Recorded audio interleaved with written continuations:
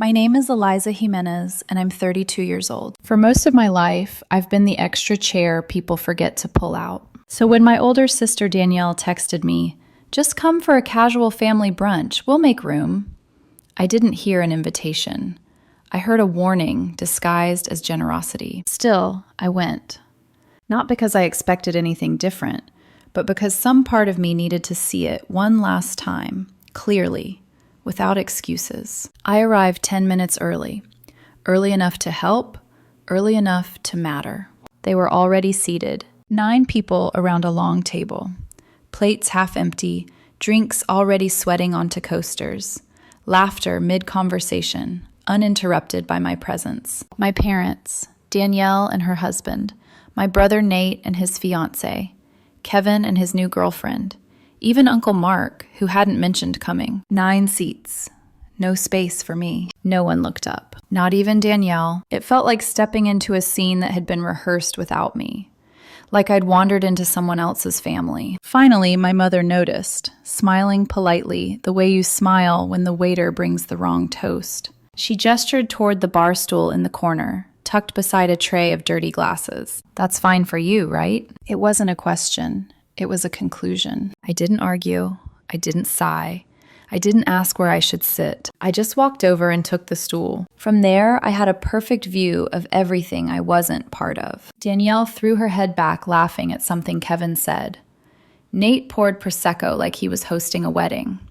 My father told one of his stories, the kind that always made everyone lean in. They looked like a family. I looked like an afterthought. No one shifted a chair. No one asked if I wanted to order food. It was as if seating me in the corner had solved a problem rather than created one. I ordered a latte. I sipped it slowly, letting the bitterness sit on my tongue. And that's when something inside me finally went quiet. Not anger, not sadness. Clarity. I watched them order another bottle, then small plates, then entrees they barely touched. Another round because Kevin's girlfriend wanted to try it. The bill climbed fast. When the server passed by again, I caught her eye and asked for my check. She handed it to me. $5.75. I gave her my card and said calmly, "I'd like to close out, but could you please move the rest of the charges to table 7? She paused, blinked, looked over at the table. I nodded once. She didn't argue, just walked away. I left my latte unfinished and walked straight out. I didn't look back. I was halfway home when my phone buzzed. A text from Nate. What the hell just happened? Someone put the entire tab on my card. Over $1,300. He stood up yelling. Everyone staring. I pulled into my driveway, went inside, made a sandwich, and turned on the TV. I didn't reply. Because if you're going to squeeze someone in, you'd better be ready for the pressure. And for the first time in my life, the embarrassment wasn't mine to carry. The next morning was too quiet. No early morning group chat notifications. No passive-aggressive "good morning" texts pretending nothing had happened. Just silence. Thick, deliberate, temporary. I sat on the porch with a mug of coffee, scrolling through my phone without opening anything. 7 missed calls, 3 voicemails. All from people who hadn't noticed where I'd been seated the day before. Mom first. "Eliza, call me back as soon as you get this. We need to talk about yesterday." Then Nate. "This went way too far. Fix it. Seriously." Then Danielle. "I don't know what you thought you were doing, but I covered the bill, so we're going to talk today." I deleted them all. Not out of anger, but because I finally understood something I'd been slow to accept. They didn't miss me. They missed control. Around 10, I heard the front gate click shut. I didn't need to look out the window to know who it was. My boyfriend Lucas glanced up from the kitchen table where he was working on his laptop. "She's here," he said calmly. Of course she was. Danielle didn't knock. She never did. She walked in like this was still her house, carrying an iced drink from that place downtown that prints your name in gold on the cup. Status in plastic form. "I paid that tab," she announced, standing in the middle of the living room like she expected applause. "Over $1,300. I leaned against the hallway wall and said nothing. She waited for a reaction, didn't get one. "I didn't have to," she continued. "But I did, Because I don't make scenes. I don't humiliate family in public. Still nothing from me. Her voice sharpened. Everyone's talking about it, Eliza. You embarrassed Nate. You embarrassed all of us. That's when it hit me. She wasn't mad about the money. She was mad because, for once, I hadn't absorbed the damage quietly. You could have said something, she added. Instead, you acted like a spoiled kid. It was selfish. I finally looked at her. Selfish? I asked softly. Sitting me on a bar stool in the corner like a stranger at my own family table? What do you call that? She rolled her eyes. We were full. We figured you'd be fine. You're used to being independent, right? There it was. Translation. We don't have to make room for you. You've changed, she said, folding her arms. You used to be chill. Now you're just bitter. Lucas closed his laptop and stood up. No, he said evenly. She's tired. Danielle turned sharply. I'm not talking to you. Lucas didn't raise his voice. He didn't need to. That stopped being possible the second you started depending on her, he said. Rent-free, utilities covered, property taxes paid, for almost 2 years. Danielle's face flushed. That was temporary, she snapped. You know that. Temporary doesn't usually mean 22 months, Lucas replied. With no job? And a husband who keeps freelancing but never seems to get paid? Watch your mouth, she hissed. Lucas didn't move. You don't get to call her selfish while living in a house she owns and pretending it's a favor you're doing her. Danielle looked at me then, really looked, like she was seeing a stranger. You told him? She asked. I shrugged. You never asked. Her mouth opened, then closed. She was searching for leverage, sympathy, anything. Instead, she scoffed. Wow. So this is it?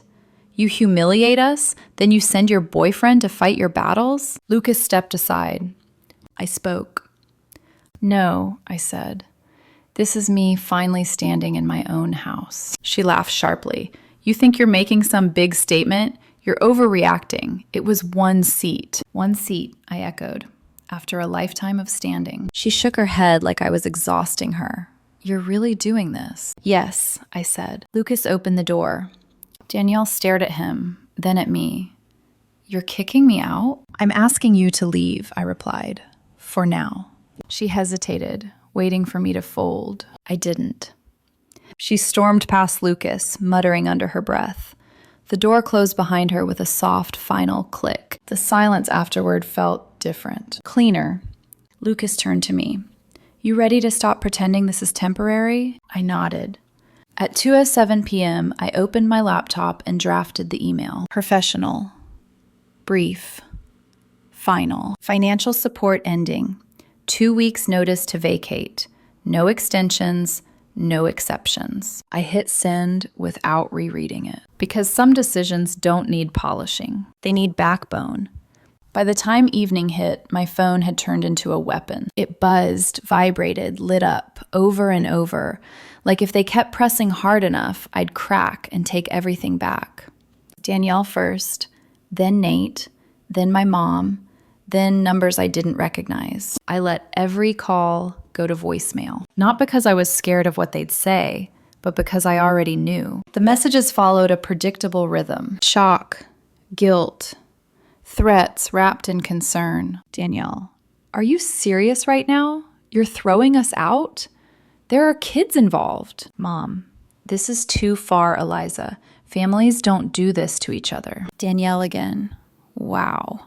I always knew you were jealous of me. I just didn't think you'd be this cruel. That one made me laugh. Jealous of what? A woman who hadn't worked in 6 years? Married to a man who hid behind the word consultant while playing video games all day? Lucas watched me read them, one by one. Don't answer, he said. I'm not, I replied. I'm done explaining. That night, we made dinner in silence. Not the tense kind, but the peaceful kind. The kind where nothing needed to be said because the decision had already been made. I slept better than I had in months. The next morning, the desperation shifted tactics. Danielle showed up. She didn't knock. She stood on the sidewalk, kids strapped into the back seat, engine running, phone firing off text after text. Please, Eliza, I didn't sleep. Let's talk like adults.